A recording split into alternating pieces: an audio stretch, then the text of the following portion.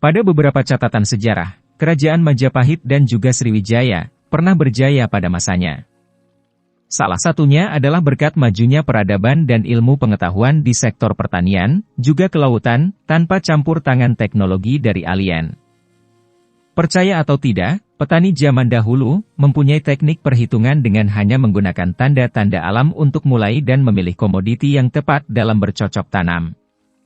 Hal ini juga berlaku bagi nelayan dalam memprediksi cuaca dan hasil tangkapan laut yang akan didapat. Nenek moyang kita, turun-temurun mengenal ilmu Pranoto Mongso. Apa itu Pranoto Mongso? Mengutip Wikipedia, Pranata Mangsa, atau dalam pelafalan bahasa Jawa menjadi Pranoto Mongso, mempunyai arti, ketentuan musim.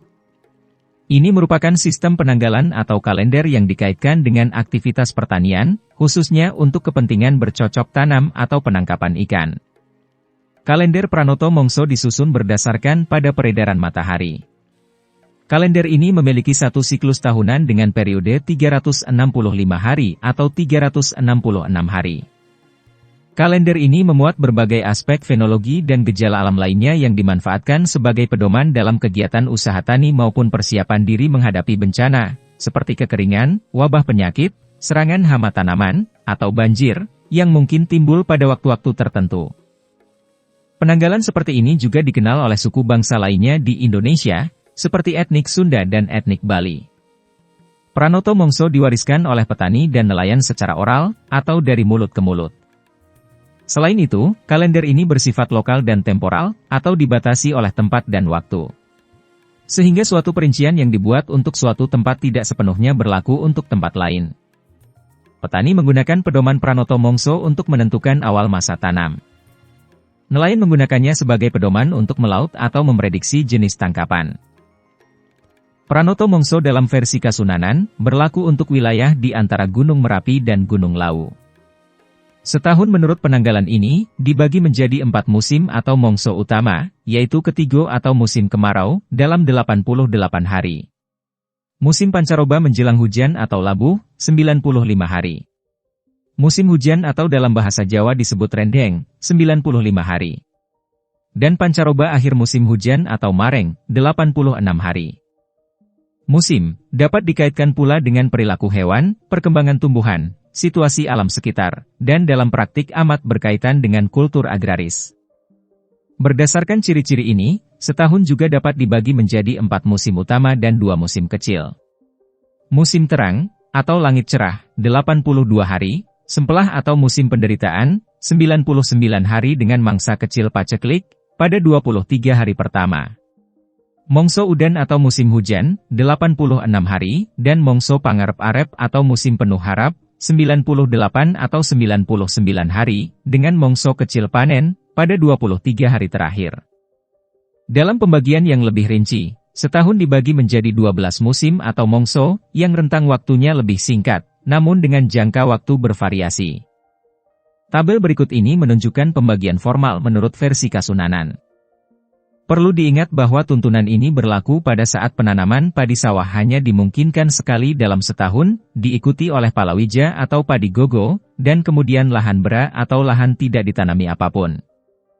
Hal ini ditujukan untuk memberikan jeda dan mengembalikan unsur hara dalam tanah, agar kedepannya siap untuk diolah dan ditanami lagi.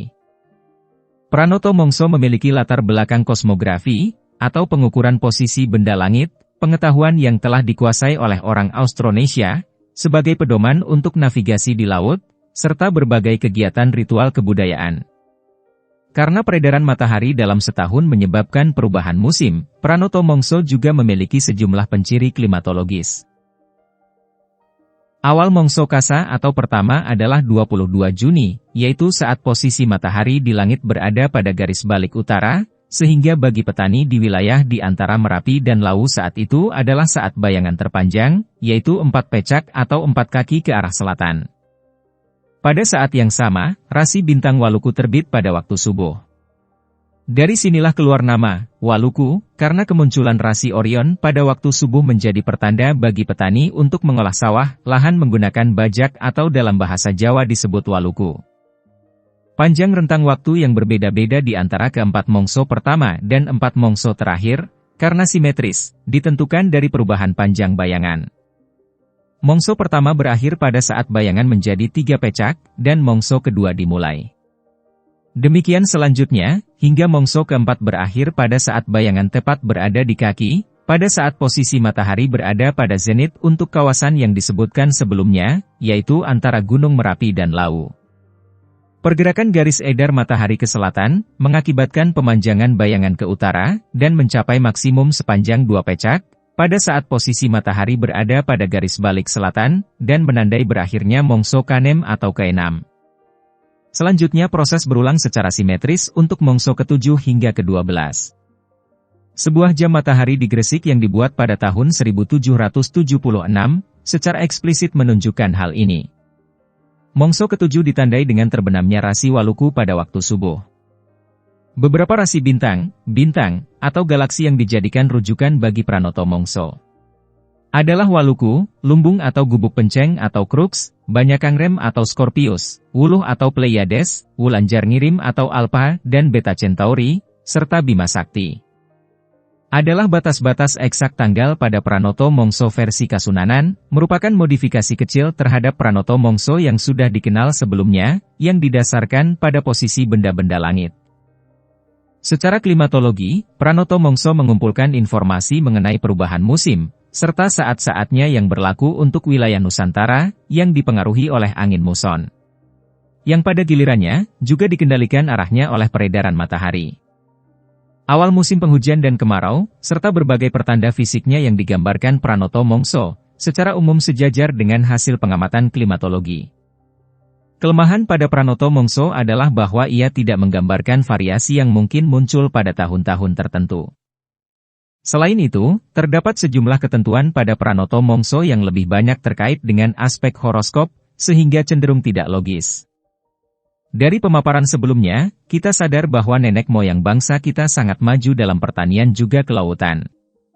Bayangkan, mereka hanya mengandalkan alat sederhana dan ilmu perbintangan untuk menentukan apapun yang akan mereka kerjakan, khususnya dalam bidang pertanian, juga perikanan.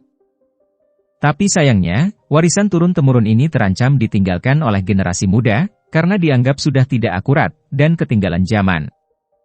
Kemajuan teknologi dan efek global warming menjadi alasannya. Kemajuan teknologi memungkinkan agar tanah dipaksa lebih produktif, tanpa diberi jeda agar dia memulihkan dirinya sendiri secara alami. Begitu juga dengan global warming, yang mengakibatkan musim hujan dan musim panas mengalami perubahan jangka waktu. Hal tersebut sudah bisa dirasakan sekarang ini, di mana musim hujan dan musim panas terjadi tidak tepat pada waktunya. Hal ini membuat bingung pula nelayan yang hendak melaut, karena sering salah membaca tanda alam yang berakibat merosotnya hasil tangkapan ikan. Meskipun berbagai metode untuk menyusun ulang penanggalan Pranoto Mongso dilakukan, tapi tetaplah tidak akurat, selama dua sebab besar tersebut tidak bisa dibendung. Alhasil, ilmuwan dalam bidang meteorologi dituntut untuk secepat mungkin menemukan metode yang lebih akurat dan efektif dalam perihal membaca iklim atau musim. Semoga generasi kita saat ini dapat mengambil pelajaran apapun yang telah ditinggalkan oleh nenek moyang kita. Simak pengetahuan seru lainnya di channel Lemari Buku Bapak.